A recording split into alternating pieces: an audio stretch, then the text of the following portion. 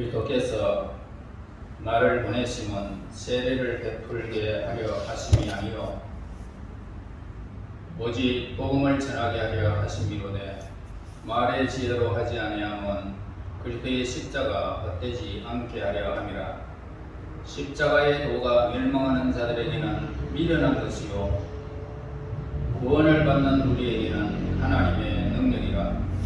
기록된 바 내가 지혜 있는 자들의 지혜를 멸하고 총명한 자들의 총명을 폐하리라 하였으니 지혜 있는 자가 어디 있느냐, 선비가 어디 있느냐, 이 세대의 변론가가 어디 있느냐. 하나님께서 이 세상의 지혜를 미련하게 하신 것이 아니냐. 하나님의 지혜에 있어서는 이 세상이 자기 지혜로 하나님을 알지 못하므로 하나님께서 전도에 미련한 것으로 믿는 자들을 구원하시기를 기뻐하셨도다. 아멘. 복음의 역할과 능력에 대해서 말씀을 드리고자 합니다. 사도 바울은 복음을 전하는 하나님의 말씀은 우리 주 예수 그리스도의 복음이었다라고 설명해 주고 있습니다. 기독교의 교리와 의식이 여러 가지로 다양화되고 분파되었다라고 하지만은 그 가운데는 어떤 공통적인 그런 진리가 있기 때문에 기독교의 설교 중에는 빠지지 않고 그렇게 전파되고 있는 공통적인 것이 있습니다. 그것은 뭐 예수님만이 홀로 인간을 구원하실 수 있고 또한 모든 사람을 구원하실 수 있고 또 주인을 완전히 그리고 영원히 구원하시는 진리의 말씀이 바로 그것입니다. 이러한 사실을 가장 중요하게 그리고 가장 힘있게 설교하지 않는 사람은 참된 복음을 전가한다라고 말할 수가 없는 것입니다. 복음은 무엇입니까? 복음은 좋은 소식입니다. 좋은 소식. 이 세상에 좋은 것이라고 하면 여러분들이 떠오를 것입니다. 그러나 이 복음은 이 세상 것의 차원이 높은 너무나 아름답고 형용하기 어려운 이런 단어를 써야 하는 그런 좋은 소식입니다. 이 복음은 세상의 도덕적인 어떤 교훈이나 법칙을 선포하는 것이 결코 아닙니다.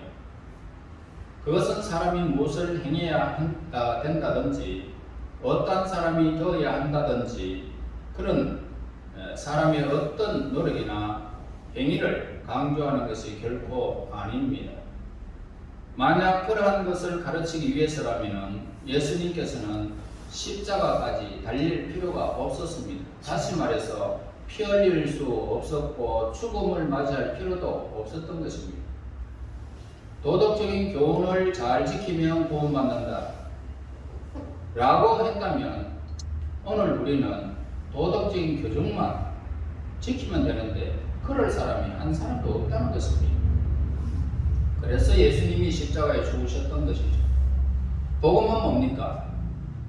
거룩하신 하나님께서 우리에 대해서 영원하고도 우주적인 아버지가 되신다는 것을 증거하는 데서 그치는 것은 아닙니다. 하나님께서 우리의 아버지가 되신다라는 이 사실은 구약 성경에서 더욱 잘 나타내 주고 있죠. 사도 바울이 증거했던 이 복음은 이보다 훨씬 더 중요한 것들을 우리에게 말해 주고 있습니다. 그의 메시지에는 예수님의 인성이 가장 중요하고도 영원히 변치 않을 것으로 부각되고 있는 모습을 보게 됩니다. 인간으로 오셨습니다. 죄짐을 지고 그리고 그 죄짐을 대신 죽으셨습니다. 그리고 사망 권세를 이기심으로 영원한 승리를 거두신 예수님을 통하여 하나님의 승리가 영광스럽게 성취되었던 것입니다. 그리고 그 크신 사랑이 이 낮고 비천한 땅에까지 전달되어졌던 것이 복음입니다. 그래서 구약 성경은 뭡니까? 구원에 대한 희망으로 가득 차 있는 모습을 우리는 보게 됩니다.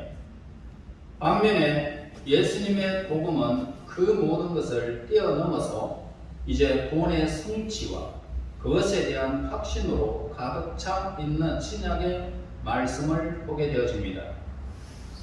여러분, 이것이 바로 복음의 핵심인 것이죠. 이제 이 복음의 내용에 대한 이야기를 이 정도로 거치고요.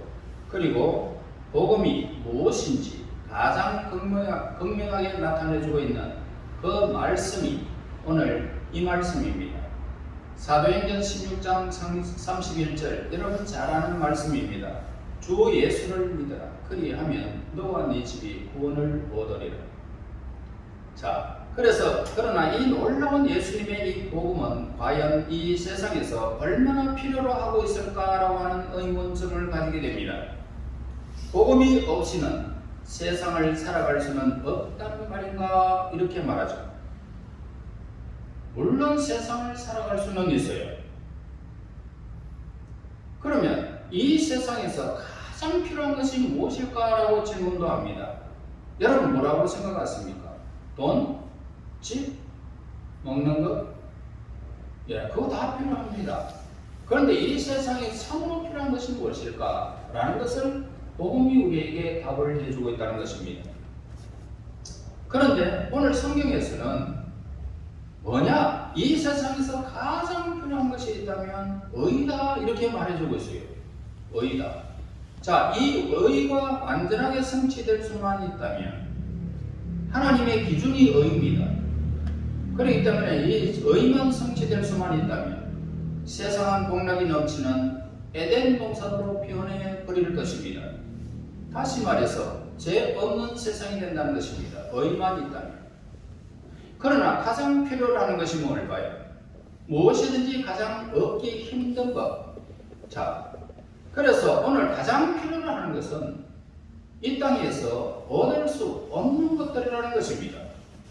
이 세상에서 의를 이루고자 하는 그런 충분한 노력이 없었던 것도 아니었습니다.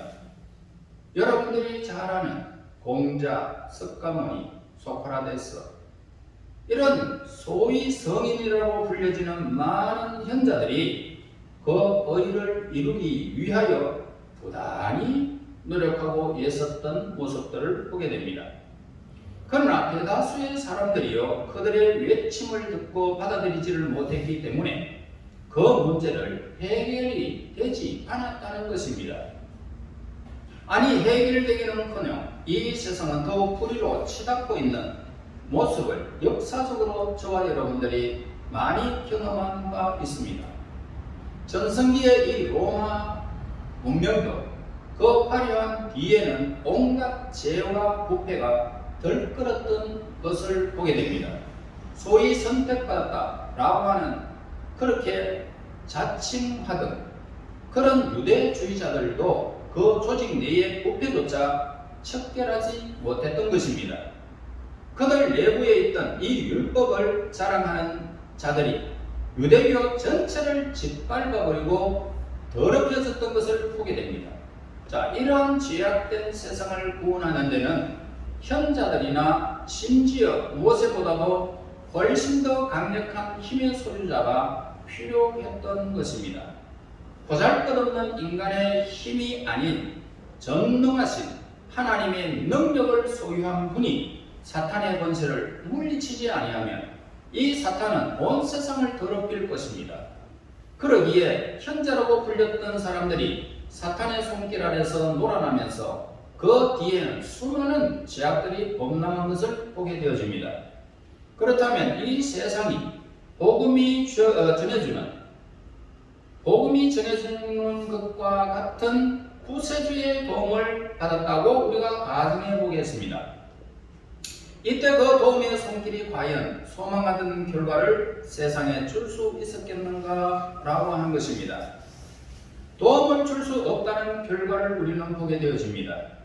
하나님께서는 이 세상을 구원하는 다른 이름을 이 땅에는 주어지지 않았기 때문입니다. 석가모니라고 해도, 공자라 해도, 소크라테스라고 해도 그들은 나를 따르라, 나에게 구원이 있다라고 말할 수는 있겠지만 그들을 통해서 구원을 얻을 수 있는 길이 없다라는 것입니다. 그러기에 예수님 이 외에는 다른 길이 우리에게 없다는 것입니다. 마리아로 많은 사람들이 그렇게 마리아에게 빌고 그렇게 하는, 여러분들이 잘 아는 그런 종교들도 있지만 결과적으로 그 길이 아니라는 것입니다. 그러므로 예수님보다 위대한 구속자는 존재할 수 없다는 사실을 사도행전 16장 31절에 우리에게 분명히 말씀해 주고 있고요. 그래서 하나님께서는 결단코 실패하지 않으신 분이시기 때문에 예수님은 하나님의 보내심을 통하여 이 땅에 오셨고, 그분의 생애는 33년의 그 생활을 통해서 완벽하게 하나님의 선을 이루고야 말았던 것입니다. 30년 동안 이 땅에서 목수와 나사렛에서 목수 일을 하다가 3년간의 하나님의 나라를 선포하는 공생의 시간에서 하나님의 선을 완벽하게 이루셨던 것입니다. 그리고 십자가에서 다 이루셨다라고 그 의를 선포한 것입니다. 그러므로 예수님께서 전하셨던 이 복음의 의는 지금으로부터 영원까지 지속되게 되는 것입니다. 그래서 이 신약에서 복음의 이 의의 승리는 항상 현재 시제로 기록되어져 있음을 성경에서 우리에게 증거해 주고 있습니다. 고린도전서 15장 57절에 보면은 우리 주 예수 그리스도로 말미암아 우리에게 승리를 주시는 하나님께 감사하노니 승리를 주시는 이에게, 현재 시제로 되어 있음을 우리에게 가르쳐 주고요. 요한일서 5장 4절 말씀해 보면은 무릇 하나님께로부터 난 자마다 세상을 이기느니라. 세상을 이기는 승리는 이것이니 우리의 믿음입니다. 현재 시제로 늘 이렇게 우리에게 주어진 것입니다. 다시 말해서 예수 믿으면 지금 살아서 믿는 자는 영원히 죽지 아니하리라. 이 말씀과 동일한 것입니다. 여러분들이 이 확신은 기독교가 역사적으로 얼마나 큰 승리를 거두었는지 우리는 살펴볼 수도 있습니다. 예수님의 이 복음은 타락한 로마 사회를 정복해버리고 말았습니다. 또한 중세 시대에 있어서 종교적으로 암흑 시대였음에도 불구하고 꺼지지 않는 생명의 역사가 그 암흑 시대에도 계속 진행되어 왔던 것을 보게 되어집니다. 그리고 현대를 살아가는 오늘 우리들에게 예수 그리스도의 복음은 하나님 나라의 인도와 보호와 생명력으로 지금도 동일하게 현재 시대로 역사하고 있는 것입니다. 그러나 이 복음의 힘은 더 직접적이고도 분명하게 드러나는 증거가 있습니다. 그것은 바로 예수님을 믿는 저와 여러분들의 자신의 생활 가운데 예수님의 구원의 은총이 얼마나 크고 복된 힘인가를 몸소 행동하고 언어로 증거하는 것입니다. 그러므로 만약 이 복음이 여러분을 구원시켜 주었다면 그 복음은 주의 모든 사람을 구원시킬 수 있는 능력이 우리에게 주어진 것입니다. 그러므로 하나님의 사랑을 깨달은 거듭난 참 자녀인 우리들은 이 세상에서 죽어가는 죄인들을 향하여 이 복음의 이 구원의 능력을 증거하여야 할 소명이 우리에게 주어진 것입니다. 바로 이 사명감으로 사도 바울은 예수님의 복음을 증거하였던 것입니다. 여러분, 우리는 예수님의 십자가 사건으로 말미암아 참복음을 깨닫게 되어졌습니다. 초대교회 당시 사도들의 메시지의 중심이 뭘까요? 바로 오직 예수님은 십자가에서 죽으시고 우리를 위하여 다 의를 이루시고 3일 만에 부활하시고 40일 동안 전가하시다가 하늘로 승천하시면서 본거대로 다시 오마라고 재림의 예수를 전가하는 것이었습니다. 이 복음, 사도들은 예수님의 십자가 사역으로 예수님의 재림에 이르기까지 모든 사실을 거침없이 증거했기 때문에 예수님께서 영광에 이르기까지 십자가의 죽음이 얼마나 중요한 그런 복음의 시작이었는지를 우리에게 밝혀주고 있습니다. 어떤 사람들은 복음의 능력이 바로 예수님의 삶으로부터 나오는 것이다 라고 말함으로써 복음을 잘못 해석하고 있는 사람들도 있습니다. 물론 예수님께서 사신 삶은 매우 고귀하고 위대한 삶은 분명한 것입니다. 하나님이시기 때문에 그렇습니다. 그러나 또한 그분의 삶은 우리의 삶에 지대한 영향을 끼치고 있는 것도 사실입니다. 그러나 그 한 분의 위대한 삶을 세상에 제시한다라고 해서 세상을 구원할 수 있고 도움을 줄 수 있겠느냐라는 의문점이 남게 되는 것이 분명한 것입니다. 한 사람의 삶이 어떻게 되었다고 그 사람의 삶을 따라갈 수가 있느냐는 것입니다. 또한 그분의 삶이 자비로 가득 찼다라고 하지만은 그분의 자비는 이미 십자가상에서 이미 우리에게 증명된 것입니다. 그렇기 때문에 바울이 전한 이 복음은 예수님의 삶이 아니고 바로 십자가에 못 박혀 죽었다라는 것입니다. 하나님은 우리에게 인간을 창조하시면서 의로 창조하셨는데 죄로 물들었기에 죄는 사망이다라고 선포하셨던 것입니다. 그래서 의가 사라져버리고 죄가 인간을 다스리게 되었던 것이죠. 그래서 인간은 죄의 종이 되었고 하나님의 배반하는 배은망덕한 자가 된 것입니다. 그러기에 하나님은 이 의를 누리기 위하여 예수 그리스도를 보내주신 것입니다. 그래서 예수님은 30년간 그리고 3년간의 공생애를 마치고 예수님은 십자가상에서 의를 이루기 위하여 인간의 죄된 모습에서 해방하기 위하여 저와 여러분들 위하여 죄의 값을 십자가에서 지불해 버리시고 하나님의 의를 완전히 다 이루신 것입니다. 그러므로 예수님을 믿는 자는 의로 가득 차게 되어져서 하나님의 영광의 의를 영원히 누리게 되는 이런 권세가 주어진 것입니다. 얼마나 영광스럽습니까?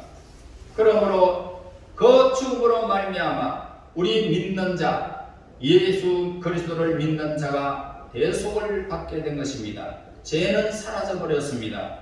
여러분, 지금 여러분들의 마음이 어떠한지 묻고 싶습니다. 죄가 있다 없다? 여러분들 육신으로 보면 죄가 있는 것 같지만 하나님의 생명, 거듭난 이 생명, 예수의 이 생명은 여러분들에게 의로 가득 찬 것입니다. 그러기에 여러분들의 그 예수의 생명은 육체의 생명이 아닙니다. 우리의 영원한 생명입니다. 이 생명을 건드릴 자는 없습니다. 예수의 부활의 영, 보혜사 성령의 영이 오늘 우리의 심령에 오신 거듭난 두 번째 난 하나님의 사람들은 의로 가득 찬 것입니다. 세상과 관계도 없습니다. 내가 지금 죄를 짓든 안 짓든 관계가 없습니다. 믿는 자는 의로 가득 찼기 때문에 그 의로 하나님을 만날 수 있는 것입니다. 얼마나 영광스러운 존재가 되어졌습니까? 그래서 오늘 우리 하나님께서는 속죄에 대해서 말씀만 하셨을 뿐만 아니라 우리의 현실에서 이루어서 있고 또 속죄의 사역도 예언대로 그대로 성취하셨기에 우리를 바라보면서 예수님 안에 있는 예수님을 믿는 믿음 안에서 예수님을 바라볼지언정 우리의 죄악을 바라보지 않는 것입니다. 그러기에 우리가 죄를 지어도 뻔뻔하게 살아있는 것은 예수의 생명을 하나님이 다 인정하셨기 때문에 우리는 죄를 지어도 이 땅 위에서 이렇게 예수의 생명으로 살아가고 그 생명은 건드릴 자가 없다라는 것입니다. 이 의를 완성하신 예수님을 찬양하지 않을 수가 없습니다. 여러분, 이 예수님의 이 복음은 인간의 마음과 양심에 역사하여 그것에 합당한 열매들을 거두게 한다는 면에서 하나님의 능력이다, 그렇게 말할 수도 있어요. 만약 예수님의 이 대속의 죽음이 확실하다면 다음과 같은 결론을 우리는 내릴 수가 있습니다. 먼저 그 죽음을 유발한 우리의 죄는 얼마나 끔찍한 것인가라는 것입니다. 여러분들이 사소한 거짓말, 하나님을 멀리했던 어떤 일들, 뿐만 아니고 여러분들의 마음속에 양심과 마음이 범죄했던 더러운 것들 다 죽음을 맞이해야 되는 것입니다. 끔찍한 것입니다. 죽어야 돼요. 우리는 죄의 값은 사망이니까. 그런데 우리가 얼마나 끔찍한 죄를 지으면서도 우리는 모르고 살아가는 겁니다. 그러니까 예수님이 십자가에서 죽었던 것입니다. 이 사건을 보면서 우리의 죄가, 인간의 죄가 얼마나 끔찍한 것인지를 우리에게 가르쳐주고요. 하나님께서는 세상의 모든 죄를 영원히 그리고 완전히 갚기 위하여 자신의 유일하신 독생자를 내어주시고 믿는 자에게 구원의 선물을 주신 것입니다. 이 사실이 인간이 얼마나 제약된 상태에 있는지를 우리에게 말해주고 있다는 것입니다. 또한 하나님은 얼마나 공의로우신 분이십니까? 하나님의 은혜로 구원받은 성도는 통일하게 이렇게 고백할 수밖에 없습니다. 하나님, 나는 죄인입니다 라고 고백할 수밖에 없습니다. 그러나 하나님의 자비로 내가 구원을 받게 됨을 감사합니다. 이 고백입니다. 그러나 예수님을 입으로 시인하지 않는 사람은 구원이 그에게는 전무후무할 것입니다. 구원받은 하나님의 백성들은 반드시 감사의 고백이 있을 수밖에 없다는 것입니다. 그리고 아담의 범죄 후에 지금까지 반역하고 불순종만 하는 이 세상에 대해서 하나님께서는 얼마나 큰 사랑을 내려주셨습니까?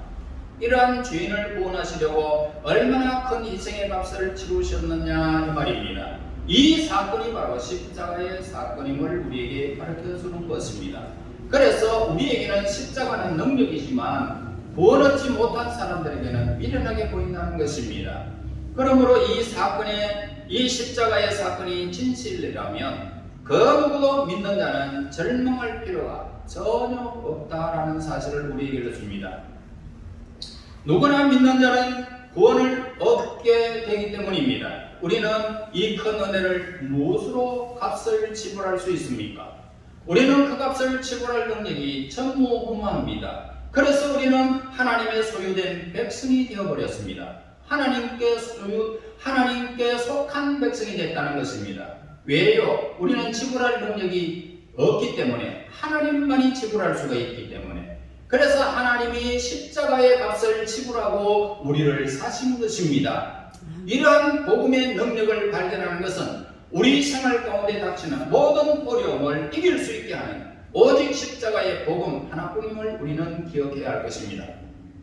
21절 보겠습니다. 하나님의 지혜에 있어서는 이 세상이 자기 지혜로 하나님을 알지 못하므로 하나님께서 전도에 미련한 것으로 믿는 자들을 구원하시기를 기뻐하셨도다. 이 복음을 전하는 것으로 하나님이 믿는 자들이 세상에 더하여지기를 기뻐하셨다는 것입니다. 하나님께서 목적을 이루고자 하시는 일에는 미련한 방법을 종종 사용하는 것을 보게 됩니다. 여리고 성이 무너지는 광경을 우리는 성경에서 보게 되어집니다. 제사장의 나팔 소리와 백성들의 외침이었습니다. 그 거대한 검성 철벽 같은 그런 어마어마한 성이 와르르 무너져 내려고 말았던 것입니다. 전도에 미련한 것은 바로 이런 것입니다. 완악한 죄인, 철벽과 같은 그런 성벽을 쌓았던 것처럼 아주 완고한 사람들의 마음이 외침 한마디에, 나팔 소리 하나에 깨어지고 예수님께로 돌아오는 기적을 베푸신다는 사실을 우리에게 가르치는 말씀입니다. 전도라는 것은 뭡니까? 외형적으로 보아서 많은 죄인들을 구원하시기에는 무능력하고 미련하게 보일 수 있습니다. 옥면술도 마찬가지입니다. 한 번은 어떤 연설가가 연설하는데 청중들은 그들에게 연설에 큰 감동을 받게 되어졌습니다. 그런데 이제 그 엄청난 그런 감동을 준 연설자가 이렇게 외쳤습니다. 이제 우리는 바로 앞에 적이 있습니다. 우리 모두 힘을 다하여 싸우러 함께 나갑시다 라고 외쳤습니다. 그러나 청중들은 각자의 집으로 돌아가고 말았습니다. 인간의 일상생활에서 말과 효과 항상 그러했다는 사실을 우리는 보게 되어집니다. 인간의 충동과 호기심을 자극하는 말은 처음에는 대단히 설득력을 호소할 수 있는 것 같지만 인간의 감정이 식어져 버리면 그 효과도 따라서 사라지고 만다라는 사실도 우리는 보게 되어집니다. 그러나 초대교회 당시 이 사도들의 복음 증거하는 행적들을 우리는 살펴볼 수 있습니다. 그들이 처음에 복음을 증거할 때에 그들이 특별히 언변이 좋은 것도 아니었고 특별한 영향력을 소유한 사람들도 아니었습니다. 그들은 교육도 제대로 받지 못했고 어부들에 불과했던 사실을 보게 되어집니다. 오늘날까지 하나님께 쓰임받았던 수많은 사람들은 대부분 이처럼 남을 설득하기 위한 어떠한 힘도 가지지 못한 사람임을 보게 됩니다. 여러분, 이 본문에서 그들이 행했던 이 설교의 주제가 뭘까요? 왜 어떻게 외쳤을까요? 예수님의 십자가였다는 것입니다. 이 십자가였다는 것을 고려해보면 설교의 방법이 얼마나 어리석었는지를 확연하게 알 수가 있다는 것입니다. 예수님의 십자가는 유대인들에게는 하나의 걸림돌이었습니다. 왜냐하면 그들이 십자가에 못 박아서서 하나님의 아들을 고소해가지고 죽였던 것입니다. 그래서 그들은 걸림돌이었습니다. 하나님을 알지 못했던 이방인들에게는 미련해 보이는 것이었기 때문입니다. 사도들이 인간의 생각과 얼마나 상반되는 주장을 하였는지 살펴보면 전도의 어리석음이 확실하게 드러나게 되는 것을 보게 됩니다.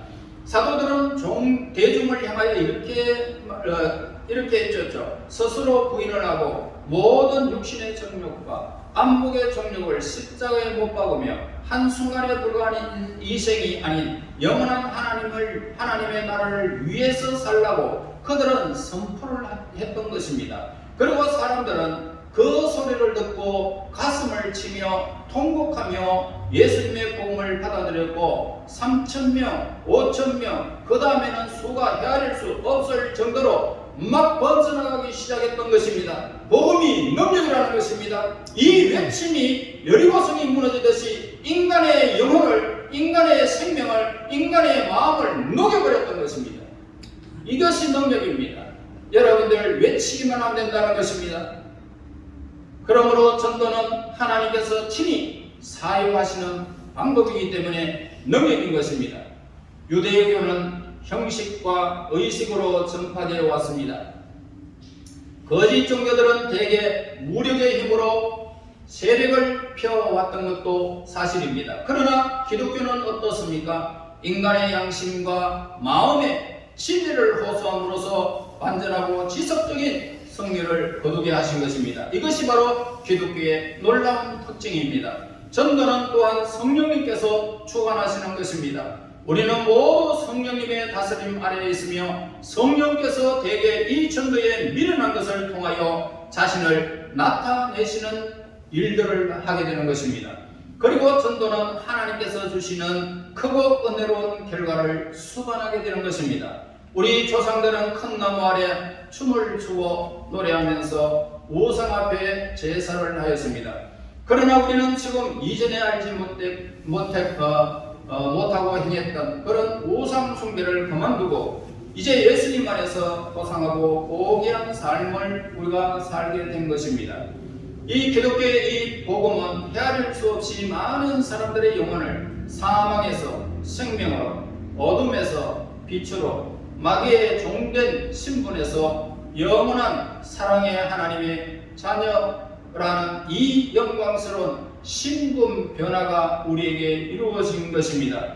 복음 전도는 어리석습니다. 보기에는 무능해 보입니다. 그러나 이 복음 전도는 우리 아버지 하나님의 지혜라는 사실을 우리에게 가르쳐 줍니다. 또한 하나님의 능력이라는 사실을 우리에게 알려주는 것입니다. 우리는 이 세상의 거짓된 생각과 가르침에 절대 속아서는 안 될 것입니다.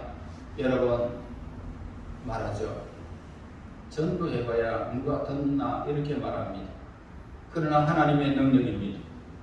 여리고성이 무너지듯이 여러분들의 소리가, 여러분들의 외침이 그들을 무너뜨릴 수 있다는 것입니다. 여러분, 이 세상과 세대가 가르치고 있는 것은 다만 우리로 하여금 썩어질 세상의 정복자가 되라라는 것뿐입니다.